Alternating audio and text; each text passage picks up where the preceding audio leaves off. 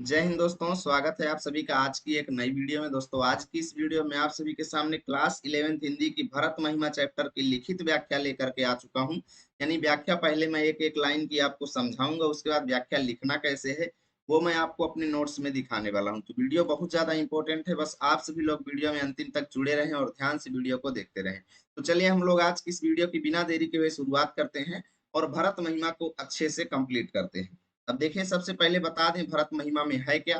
तो देखिए दोस्तों, भरत महिमा चैप्टर जो है जनरली श्री रामचरितमानस से लिया गया है। ठीक है, इसमें देखिए क्या है, भगवान श्री राम, लक्ष्मण और सीता जी वनवास में है और यहाँ पर अयोध्या में क्या हो जाता है दोस्तों, उनके पिताजी की डेथ हो जाती है।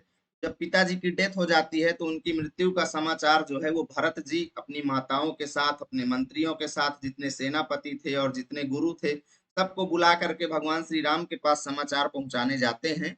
और उनको जंगल से घर बुलाने के लिए वो जनरली जंगल जाते हैं, वनवास जाते हैं। ठीक है, तो उसी का वर्णन है यहाँ पर, उनकी महिमा के बारे में बताया गया है कि भरत जी की भाई के प्रति भक्ति कैसी है, उसका आप बहुत ही अच्छे से इस चैप्टर में अध्ययन करेंगे। तो चलिए हम लोग शुरू करते हैं और आज के इस चैप्टर को खत्म करते हैं।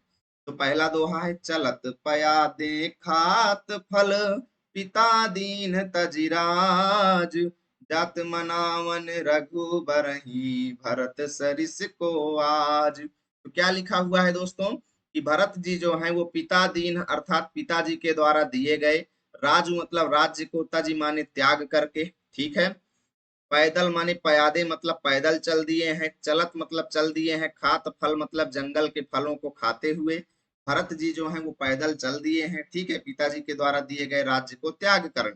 और किस लिए जा रहे हैं, वो जात मतलब जा रहे हैं, रघुबरही मतलब भगवान श्री राम को, मनावन मतलब मनाने के लिए। ठीक है, भगवान श्री राम को मनाने के लिए जंगल जा रहे हैं।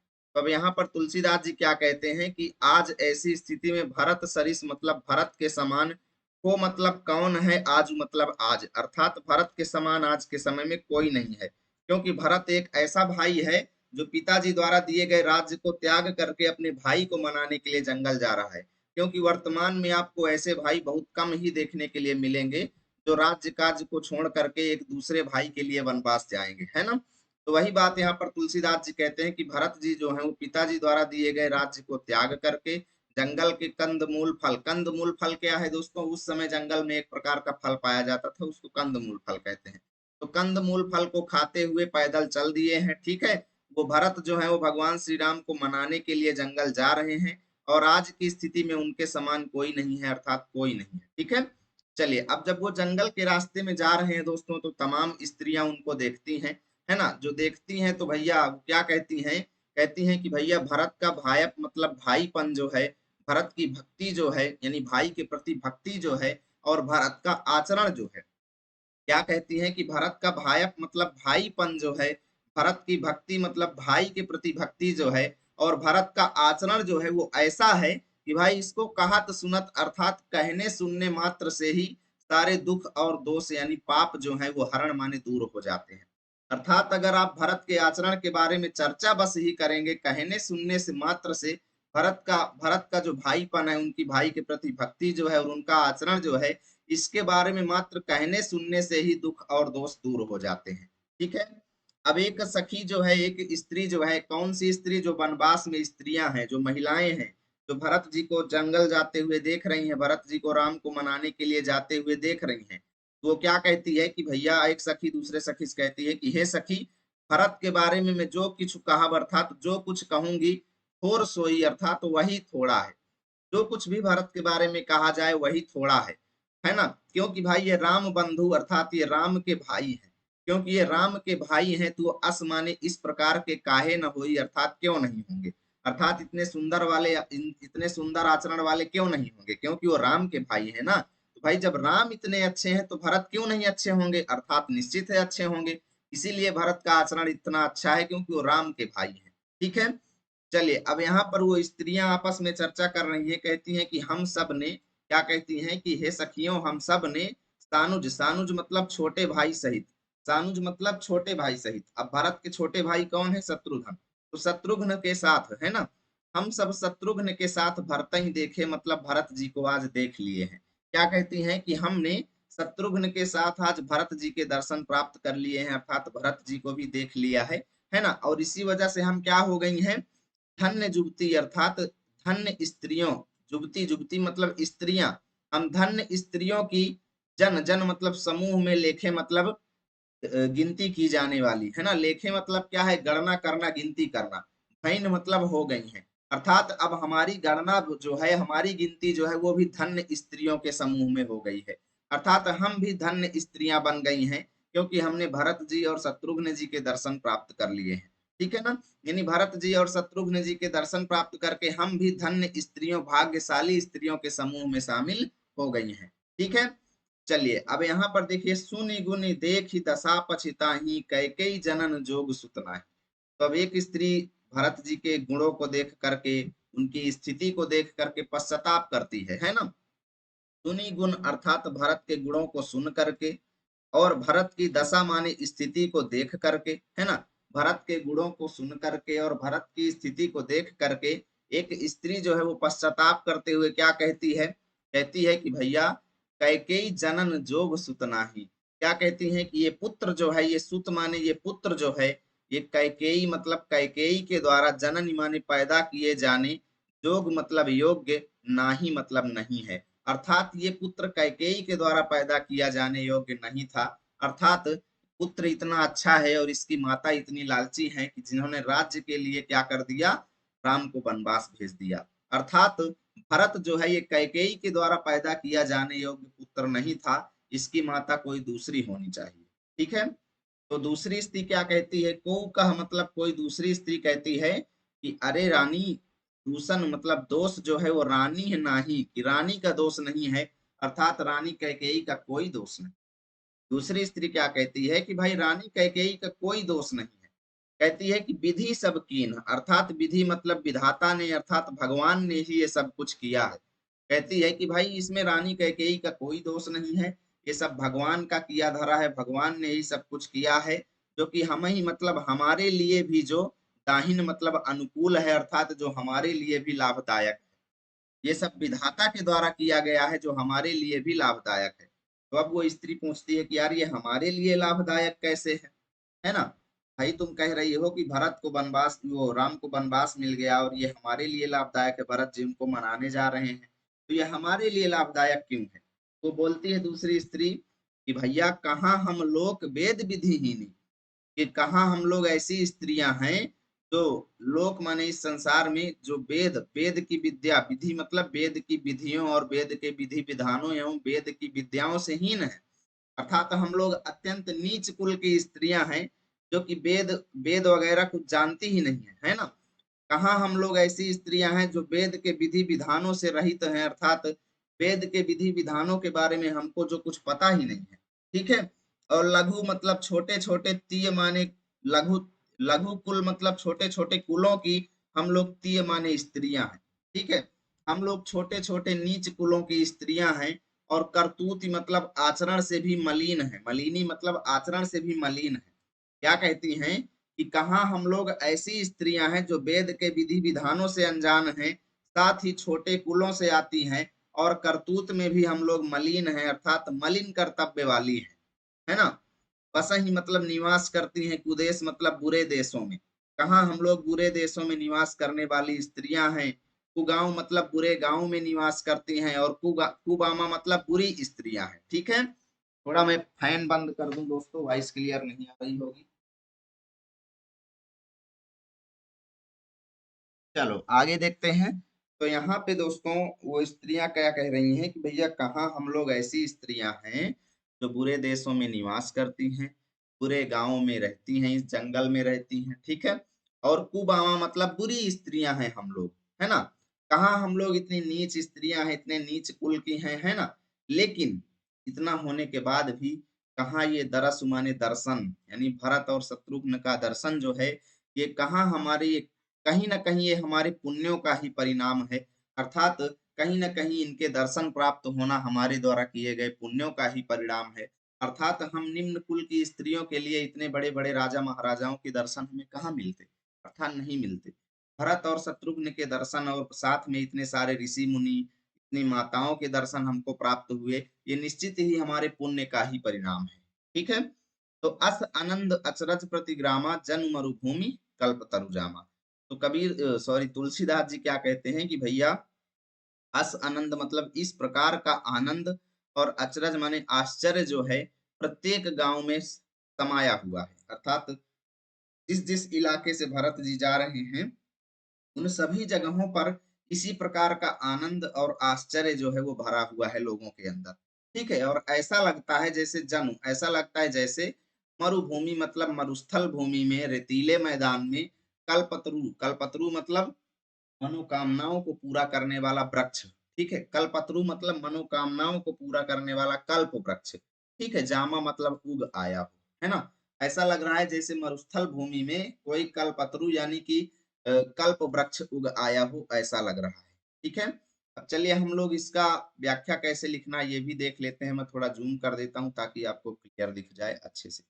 थोड़ा जूम आउट करना पड़ेगा। ठीक है, आपको एक तरफ लिखना है चलत पयादें, दूसरी तरफ कल्पतरु जामा। ठीक है, संदर्भ आपसे पूछा जाएगा दोस्तों तो आप लोग लिखेंगे प्रस्तुत पद्यांश हमारी पाठ्य पुस्तक हिंदी के काव्य खंड में संकलित, है ना, हिंदी के काव्य खंड में संकलित एवं गोस्वामी तुलसीदास द्वारा रचित भरत महिमा नामक शीर्षक से लिया गया है। प्रसंग में लिखेंगे प्रस्तुत पद में भरत की भ्रातृभक्ति का मनोहारी वर्णन किया गया है। भ्रातृभक्ति मतलब भाई के प्रति भक्ति। ठीक है, व्याख्या वनवासिनी स्त्रियां परस्पर चर्चा करती हुई कहती हैं कि भरत जी अपने पिता द्वारा दिए गए राज्य को त्याग कर पैदल ही कंदमूल फल खाते हुए राम जी को मनाने के लिए जा रहे हैं। उन भरत जी के समान भला आज कौन है।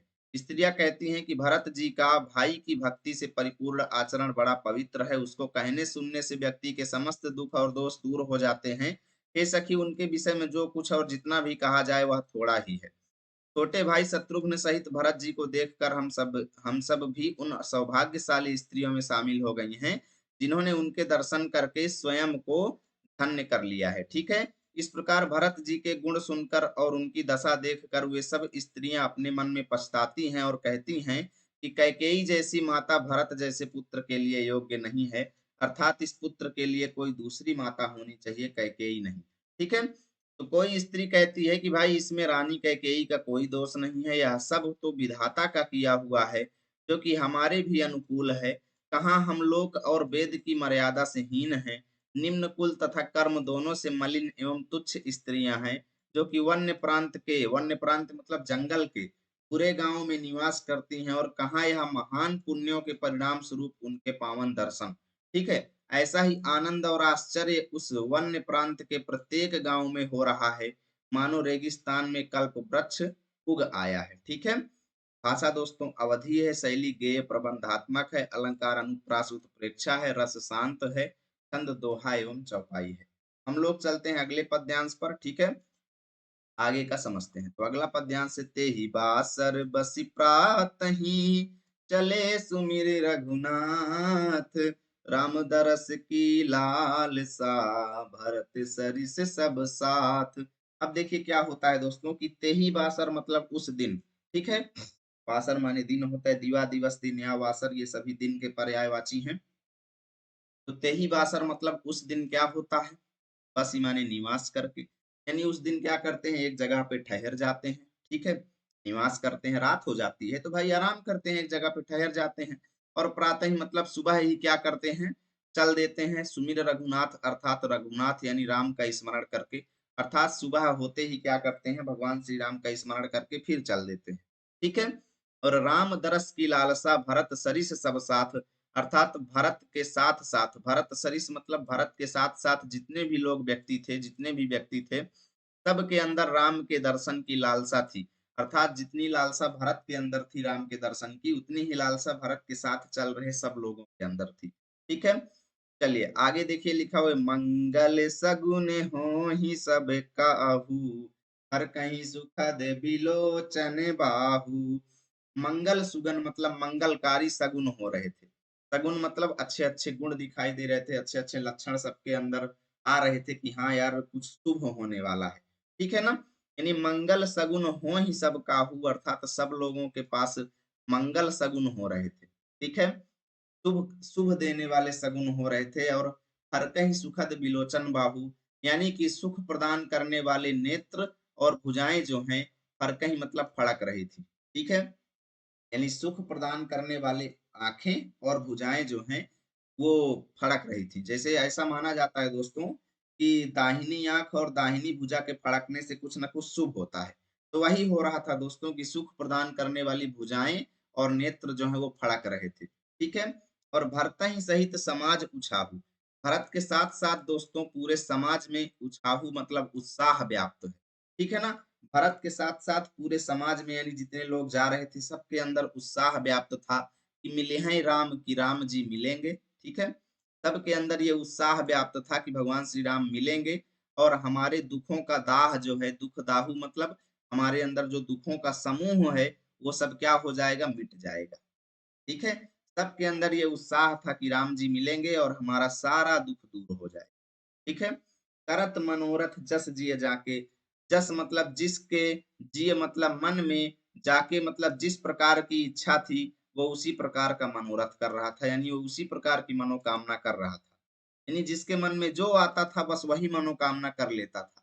ठीक है। और ऐसा लग रहा था जैसे सभी भगवान श्री राम के स्नेह मतलब प्रेम रूपी सुरा मतलब मदिरा या शराब में, ऐसा लग रहा था जैसे भगवान श्री राम के स्नेह रूपी शराब में सब लोग छके हुए अर्थात मतवाले हुए मतलब जा रहे हैं।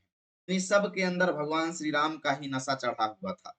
कहने का मतलब ऐसा लग रहा था जैसे सभी भगवान श्री राम के प्रेम रूपी मदिरा में छके हुए क्या कर रहे थे, जा रहे थे। ठीक है। अब छके होने का क्या मतलब है कि शराब को पिए हुए, यानी ऐसा लग रहा था जैसे सभी भगवान श्री राम के प्रेम रूपी शराब को पिए थे।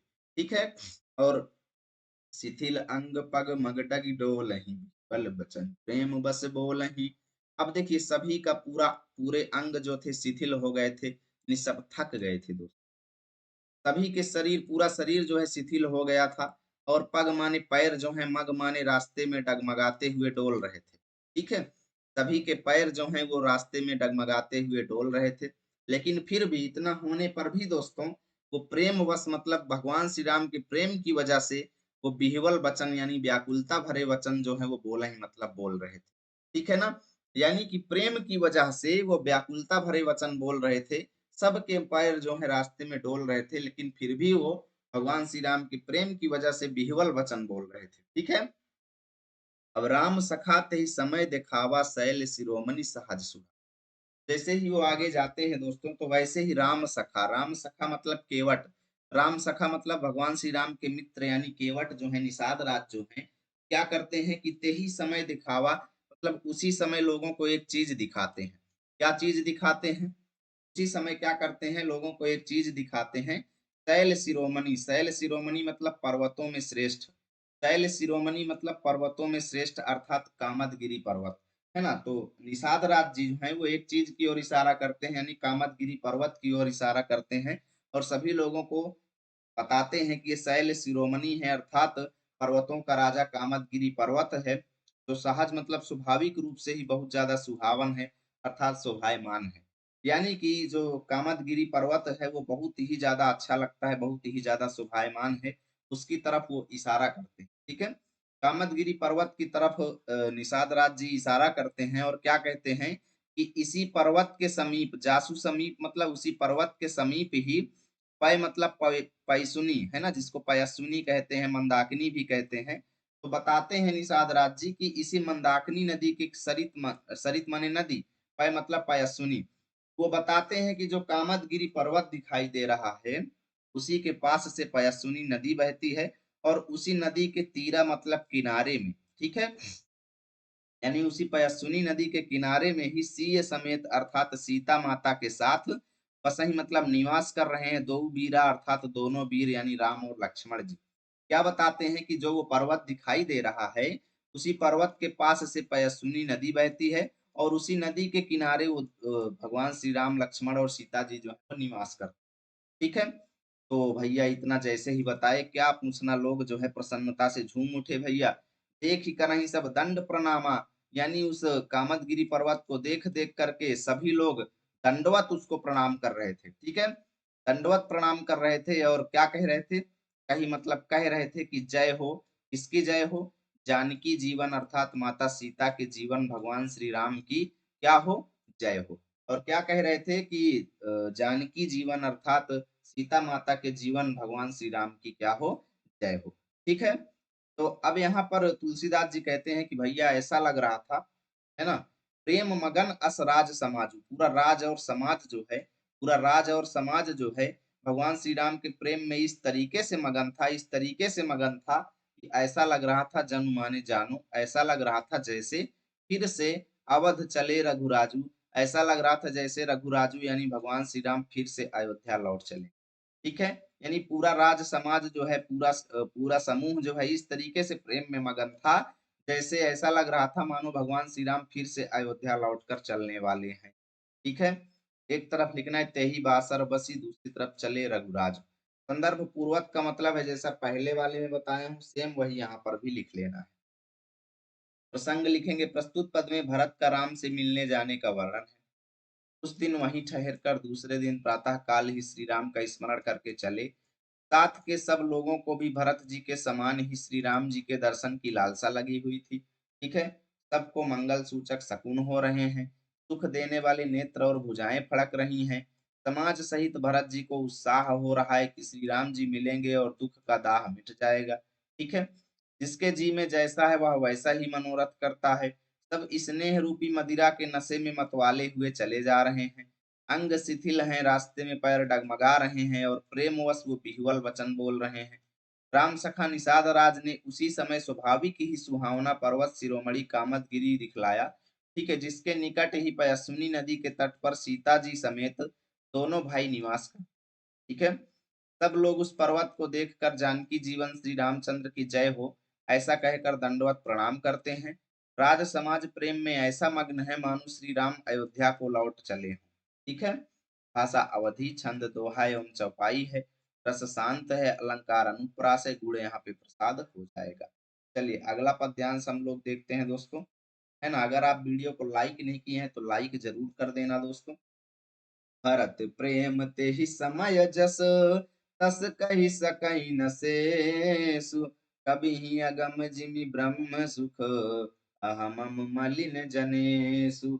अब देखिए दोस्तों, यहाँ पर क्या है कि भरत जी का प्रेम उस समय ऐसा था दोस्तों, जब वो रास्ते में जा रहे थे तो भरत जी का प्रेम जो है ते ही समय मतलब उस समय ऐसा था कि जस माने जैसा, नहीं भरत का उस समय प्रेम जैसा था, तस माने वैसा, कह सकै न शेष, अर्थात कवियों में श्रेष्ठ शेष कवि जो हैं, कवियों में श्रेष्ठ कवि शेष राज को कवियों में श्रेष्ठ माना जाता है। ठीक है, यानी कह सकै न शेष, अर्थात कवि शेष राज भी उसका वर्णन नहीं कर सकते। यानी कि भरत का प्रेम उस समय जैसा था उसका वर्णन तो शेष राज भी नहीं कर सकते।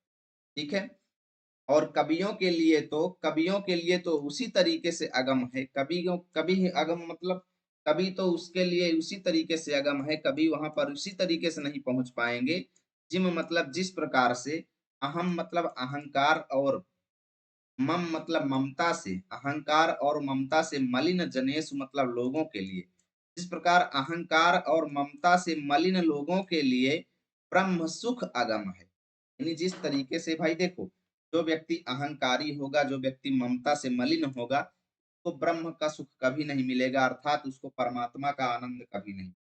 कई लोग बोलेंगे ब्रह्म सुख क्या है, तो ब्रह्म सुख है दोस्तों परमात्मा की प्राप्ति का सुख।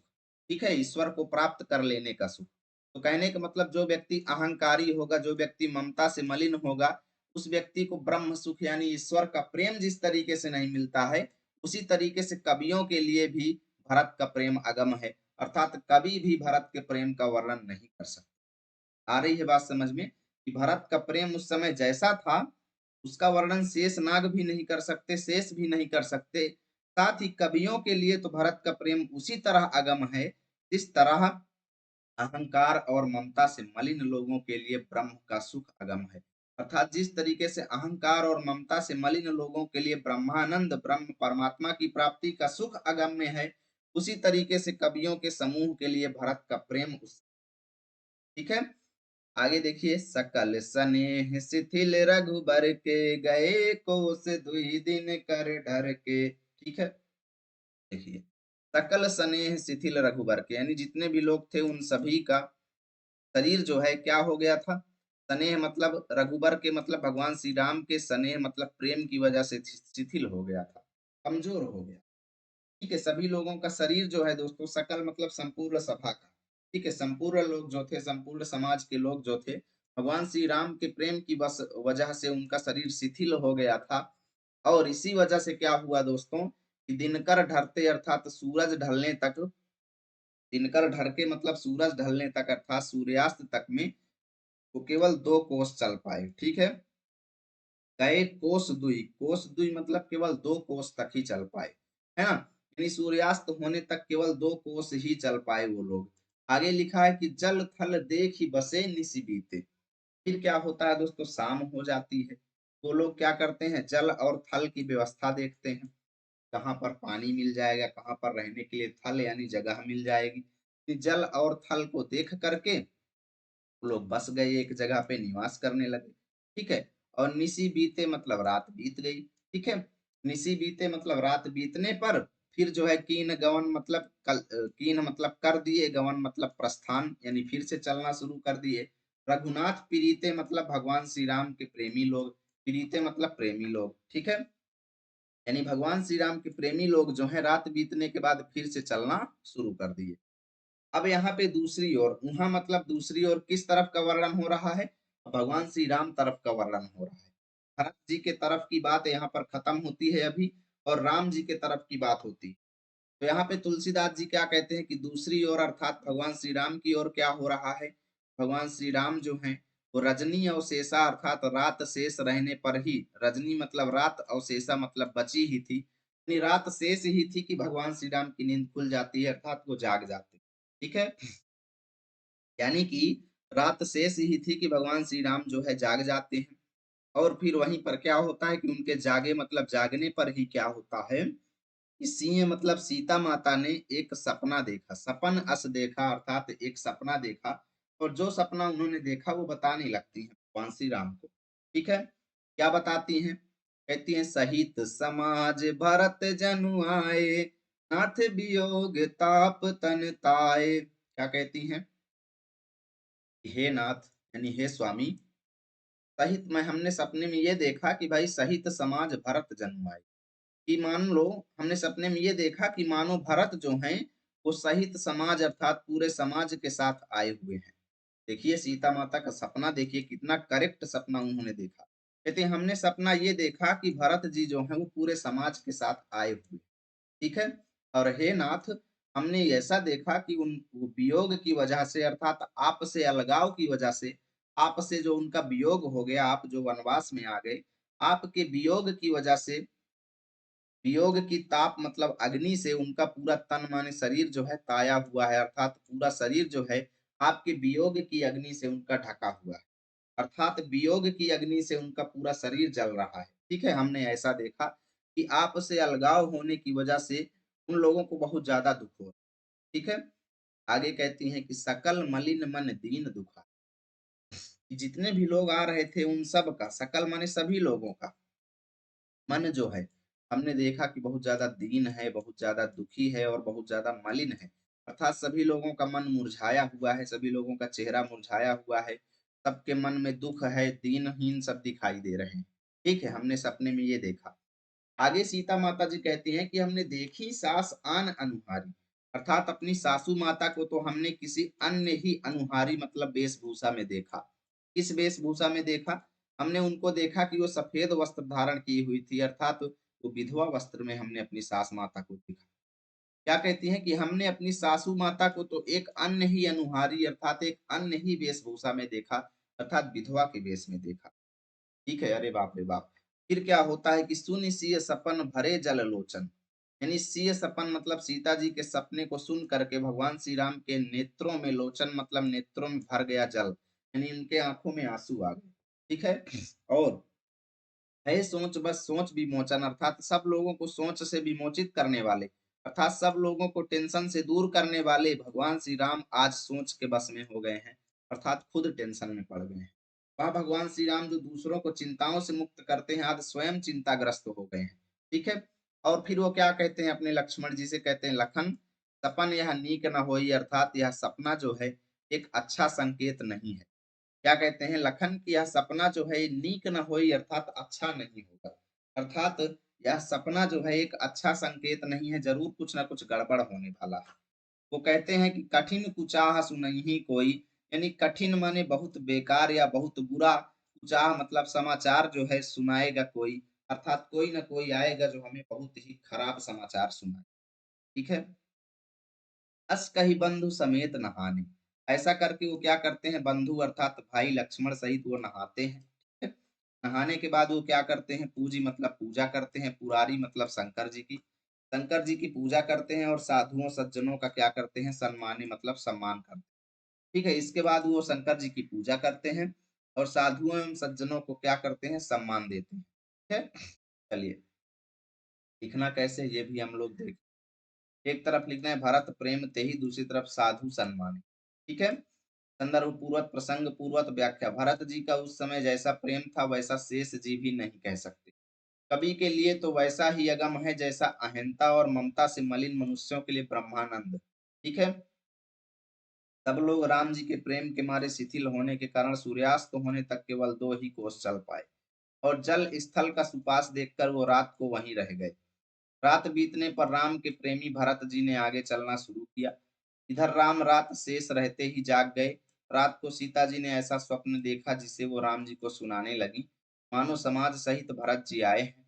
प्रभु के वियोग की अग्नि से उनका शरीर संतृप्त है। सभी लोग मन में उदास हैं, दीन हैं और दुखी हैं। सासुओं को दूसरी ही सूरत में उन्होंने देखा। सीता जी का स्वप्न सुनकर राम जी के नेत्रों में जल भर आया और सबको सोच से छुड़ा देने वाले प्रभु स्वयं सोच के बस में हो। ठीक है। और लक्ष्मण से बोले कि यह स्वप्न अच्छा नहीं है, कोई भीषण बुरा समाचार सुनाएगा। ठीक है। ऐसा कह करके उन्होंने भाई सहित स्नान किया और शंकर जी का पूजन करके साधुओं का सम्मान किया। ठीक है दोस्तों, अगर समझ में आ रही हैं चीजें तो आप लोग लाइक शेयर करते जाना।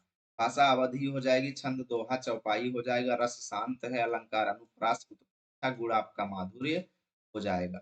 आप लोग जानते हैं चीनी गुड़ बहुत महंगा है, इसलिए वीडियो को लाइक शेयर आप लोग करते जाए। तो इसीलिए मैं बार बार आपको गुड़ बता रहा हूँ कि यहाँ पे माधुर्य है। तन मानि सुर मुनि बंदी बैठे, उतर दिश देखत भय। नभ धूरि खग मृग भूरि भागे, विकल प्रभु आश्रम गए।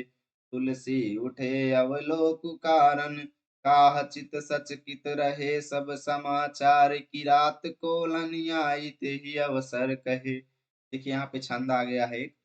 इसमें देखिए क्या हो रहा है दोस्तों, इसी बात का यहाँ पे वर्णन है। सन्मान ईश्वर अर्थात देवताओं का सम्मान करके, मुनियों की बंदी मतलब वंदना करके, जैसे ही प्रभु श्री राम बैठी मतलब बैठते हैं और उत्तर दिशा मतलब उत्तर दिशा की ओर देखते हैं, यानी ऋषियों का सम्मान करके, देवताओं का सम्मान करके, मुनियों की वंदना करके, जैसे ही भगवान श्री राम बैठते हैं और उत्तर दिशा की ओर देखते हैं, देख ही रहे थे कि उन्होंने क्या देखा कि नभ माने आकाश में धूरी मतलब धूल उड़ रही है। ठीक है। आकाश में, आकाश पूरा धूल से भरा हुआ है। खग माने पक्षी, मृग माने हिरन, पूरी मतलब सुंदर सुंदर, यानी बहुत सारे पक्षी और हिरन जो है वो भाग करके, विकल माने व्याकुल हो करके प्रभु के आश्रम की ओर आ रहे हैं। ठीक है। उन्होंने क्या देखा कि बहुत सारे हिरन, पक्षी, पशु जो हैं भाग भाग करके उनके आश्रम की ओर आ रहे हैं। तुलसीदास जी कहते हैं कि भगवान श्री राम जो है ऐसा देख करके चित माने मन में सचकित रह गए, यानी आश्चर्यचकित हो गए। मन में वो आश्चर्यचकित हो गए और उठे मतलब उठ गए, यानी बैठे थे लेकिन उठ करके उन्होंने अवलोक माने देखा और सोचा कि आखिर कारण का मतलब क्या कारण है, आखिर क्या कारण है कि नभ में धूल है, ये पशु पक्षी भाग करके आश्रम की ओर आ रहे हैं, कारण क्या है, ऐसा सोच करके वो मन में बहुत ज्यादा आश्चर्यचकित हुए। ठीक है। इतने में क्या होता है कि किरात माने किरात और कोल आदमी, कोल जो है एक प्रकार की जाति है। किरात और कोल ये दो जातियां हैं। ठीक है। यानी इतने में क्या होता है कि किरात और कोल जाति के आदमी आते हैं, जिन्होंने आकर के सब समाचार माने पूरा समाचार जो है, यही अवसर मतलब उसी समय आकर के वो भगवान श्री राम को बताते हैं। इस समय किरात और कोल जो है वो आकर के भगवान श्री राम को पूरा समाचार बताते हैं। ठीक है। बताते हैं कि हाँ भाई कुछ व्यक्ति आ रहे हैं आपके कुटिया की तरफ, है ना। तो भाई वो बताते हैं, तो सुनत सुमंगल बैन मन प्रमोद तन पुलक भर, शरद सरोरु नयन तुलसी भरे स्नेह जल। तो क्या होता है कि उनके सुमंगल मतलब शुभ समाचार को, सुनत माने सुन करके, यानी उनके द्वारा बताए गए शुभ समाचार को सुन करके, बैन मतलब उनकी वाणी को, ठीक है, उनकी वाणी के द्वारा सुमंगल मतलब शुभ समाचार को सुनत माने सुन करके भगवान श्री राम मन में क्या हो जाते हैं, प्रमोद मतलब प्रसन्न हो जाते हैं। ठीक है, मन में प्रसन्न हो जाते हैं और उनका तन माने शरीर जो है पुलक भर मतलब पुलकित हो जाता है। उनका शरीर जो है रोमांचित हो जाता है, पुलकित हो जाता है, उनके मन में प्रसन्नता छा जाती है। और क्या होता है, तुलसीदास जी कहते हैं कि शरद ऋतु के सरोरुह मतलब कमल की भांति उनके जो नेत्र हैं, है ना, भगवान श्री राम की जो शरद ऋतु के कमल की भांति जो उनके नेत्र हैं, उनमें स्नेह जल अर्थात प्रेम रूपी पानी भर जाता है, अर्थात उनके नेत्रों में आंसू आ जाते हैं। कैसे आंसू, प्रेम रूपी आंसू आ जाते हैं। ठीक है, चलो एक तरफ लिखेंगे सन्मान ईश्वर, दूसरी तरफ स्नेह जल। ठीक है भैया, संदर्भ आपका पूर्वत हो जाएगा। संग में लिखेंगे प्रस्तुत पद में कोल भीलों द्वारा राम को संदेश देने का वर्णन है। देवताओं का पूजन और मुनियों की वंदना करके राम जी बैठ गए और उत्तर दिशा की ओर देखने लगे। आकाश में धूल छा रही है, बहुत से पक्षी और पशु व्याकुल होकर भागे हुए प्रभु के आश्रम की ओर आ रहे हैं। तुलसीदास जी कहते हैं कि प्रभु राम जी यह देखकर उठे और सोचने लगे कि क्या कारण है। वे चित्त में आश्चर्यचकित हो गए। इसी समय कोल भीलों ने आकर सब समाचार कह दिया। ठीक है, सुंदर संदेश सुनते ही राम जी के मन में बड़ा आनंद हुआ, शरीर पुलकित हो गया और शरद ऋतु के कमल के समान नेत्र में प्रेम के आंसू उनके भर आए। ठीक है, भाषा अवधि हो जाएगी। छंद यहाँ पे दोहा एवं चौपाई है। सोरठा यहाँ पे देखिए, और रस श्रृंगार है, अलंकार अनुप्रास है, गुण माधुर्य हो जाएगा। चलिए अगला पद्यांश हम लोग दोहा नंबर 5 को देखते हैं दोस्तों। ठीक है, यहाँ पे छंद दोहा नहीं है दोस्तों, यहाँ पे छंद सोरठा है, तो आप लोग सोरठा लिखिएगा। दोहा पांचवे में यहाँ पे फिर दोहा चौपाई आ जाएगा। ठीक है, तो जब कोल भीलों ने समाचार बताया तो लक्ष्मण जी को शक होता है। भगवान श्री राम से कहते हैं कि कहीं भरत जी कोई प्लानिंग करके तो नहीं आ रहे हैं कि हमको जंगल में ही जो है खत्म करने आ रहे हैं। ठीक है, कहीं भरत जी की कोई अन्य प्लानिंग तो नहीं है कि हमको जंगल से भी भगाना चाहते हो। ठीक है, तो भगवान श्री राम जो है वो भरत को तरह तरह के उदाहरण देकर समझाते हैं कि भैया भरत ऐसा कभी नहीं हो। वो कहते हैं कि भरत ही होय न राजमद, अर्थात भरत को कभी भी नहीं हो सकता राजमद मतलब राज्य का घमंड। क्या कहते हैं भगवान श्री राम जी की, भरत ही होय न राजमद, अर्थात भरत को राज्य का घमंड कभी भी नहीं हो सकता। चाहे वो विधि माने ब्रह्मा, चाहे हरि माने विष्णु, चाहे हर माने महादेव। चाहे वो ब्रह्मा का पद पा जाए, पद पाई मतलब पद पा जाए, चाहे वो ब्रह्मा का पद पा जाए, चाहे विष्णु का पद पा जाए या शंकर जी का पद पा जाए, लेकिन कभी भी भरत को राज्य का घमंड नहीं हो सकता। कबहू की कांजी सी करनी क्षीर सिंधु बिनसाए। क्या कहते हैं कि क्या कबहू, कबहू की मतलब क्या कभी, क्या कभी कांजी, कांजी मतलब छाछ या मट्ठा, क्या कभी छाछ या मट्ठे की सीकरनी माने बूंद जो है, क्या कभी छाछ या मट्ठे की बूंद जो है क्षीर सिंधु मतलब अर्थात दूध से बने हुए सागर को बिनसाई मतलब नष्ट कर सकती है। क्या कभी सिरके की, सॉरी, कांजी मतलब क्या कभी छाछ या मट्ठे की एक बूंद जो है वो दूध के बने हुए सागर अर्थात क्षीर सागर को नष्ट कर सकती है, अर्थात कभी नहीं नष्ट कर सकती। उसी प्रकार भरत को कभी भी राज्य का घमंड नहीं हो सकता। तिमिर तरुण तरुणी मकु गिलई, गगन मगन मकु मेघ मिलई। भयंकर अनुप्रास अलंकार है दोस्तों, याद कर लो, बेहतर उदाहरण है अनुप्रास अलंकार का। अब यहाँ पे भगवान श्री राम लक्ष्मण जी को बार बार समझा रहे हैं। कहते हैं कि तिमिर माने अंधकार जो है, तिमिर माने अंधकार जो है, तरुण माने जवान, तरनी माने सूर्य को, मकु माने चाहे, गिलई मतलब निगल जाए। क्या कहते हैं, कहते हैं चाहे अंधकार जो है, चाहे अंधकार जो है, तरुण मतलब जवान, तरनी मतलब सूर्य को निगल जाए। अब सूर्य जवान कब होता है, दोपहर के समय में। दोपहर के समय में सूर्य भयंकर एकदम अग्नि में भरपूर होता है, अर्थात जवान जो होता है सूर्य दोपहर में होता है। वही बात है कि चाहे अंधकार जो है वो मध्यान्ह के सूर्य को अर्थात दोपहर के सूर्य को निगल जाए। ठीक है, चाहे गगन माने आकाश जो है मगन हो करके, चाहे मकु जहां पर है इसका मतलब है चाहे। ठीक है, चाहे गगन यानी आकाश जो है मगन हो करके बादलों में मिल जाए। ठीक है, चाहे अंधकार जो है वो मध्यान्ह के सूर्य को निगल जाए, चाहे आकाश जो है वो मेघ यानी बादलों में मिल जाए, चाहे गोपद यानी कि गोपद मतलब गाय के खुर में। ठीक है, गाय के खुर का जो गड्ढा होता है उसको गोपद बोलते हैं। चाहे गाय के खुर के इतने जल में पूर्ण ही मतलब डूब जाए, घट जोनी मतलब ऋषि अगत से। घट जोनी किसका पर्यायवाची है, ऋषि अगत से। ऋषि अगस्त्य को ऐसा माना जाता है इन्होंने पूरे समुद्र को पी लिया था अपने मुंह में। तो आप समझ लो कितने विशाल होंगे वो, है ना। तो वही बात यहाँ पे लिखे हैं कि चाहे गोपद यानी गाय के खुर जैसे जल में क्या हो जाए, ऋषि अगस्त्य डूब जाए, चाहे फिर बरु माने चाहे, या फिर ये धरती जो है, छोनी मतलब धरती जो है, या फिर ये धरती जो है सहज मतलब स्वाभाविक रूप से क्षमा करने की भावना छोड़ दे। देखिए धरती में चाहे आप कुछ भी करो, धरती हमेशा आपको क्षमा कर देती। आप पेड़ लगाओ, गड्ढे खोदो, कुछ भी करो, धरती माता को आप कितना भी नुकसान पहुंचाओ, वो बहुत ज्यादा सहनशील है। धरती आपके हर एक पश्चाताप यानी आपके हर एक कर्तव्य को धरती माता सहन करती है। वही बात यहाँ पे लिखा हुआ है, चाहे धरती माता जो है अपनी सहनशीलता को छोड़ दे, ठीक है, सहज क्षमा बरु छाड़े छोनी, मतलब छोनी मतलब धरती माता, चाहे अपनी क्षमा की भावना यानी सहनशीलता को चाहे बरु माने चाहे छाड़े मतलब छोड़ दे, ठीक है।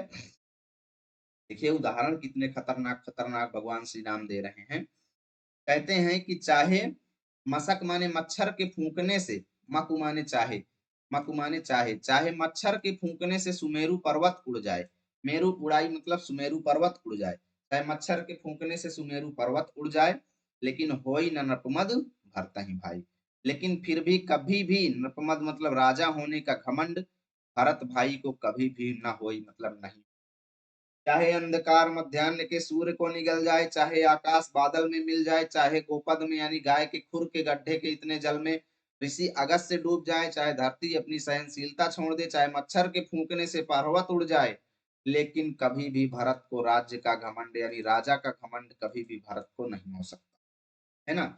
आगे भगवान श्री राम कहते हैं कि लक्ष्मण तुम्हार मतलब तुम्हारी और पितु आना मतलब पिताजी की मैं शपथ आना अर्थात कसम खाता हुआ कहता हूँ, तुम्हारी और पिताजी की मैं कसम खाते हुए कहता हूँ कि सुचि माने सुंदर, सुबंधु मतलब अच्छा भाई, नहीं माने नहीं है भरत समाना अर्थात भरत के जैसे, यानी भरत के जैसे सुंदर और उत्तम भाई पूरी दुनिया में तुम मिलेगा, ये मैं तुम्हारा शपथ खाते हुए कहता हूँ, ठीक है।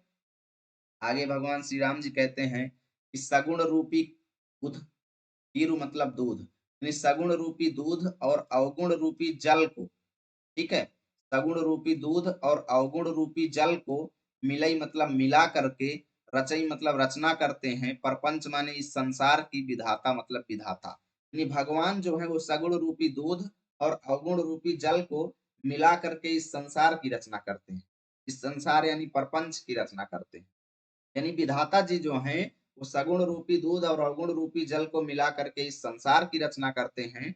और देखिए दोस्तों हंस में एक क्वालिटी होती है, हंस पक्षी का नाम आप सुने होंगे, हंस पक्षी जो होता है दोस्तों उसको आप दूध और पानी मिला करके दे दो तो ऐसा माना जाता है कि वो दूध और पानी दोनों को अलग कर देता है, ठीक है, यानी हंस जो है वो दूध और पानी के दोनों के मिश्रण को अलग अलग कर देता है। अब ये कितना सही है ये मैं नहीं जानता हूँ, लेकिन इतना जानता हूँ कि हंस के बारे में एक कहावत प्रसिद्ध, वही बात है यहाँ पर कि सगुण रूपी दूध और अवगुण रूपी पानी को मिला करके इस संसार में भगवान जो है इस दुनिया की रचना करते हैं।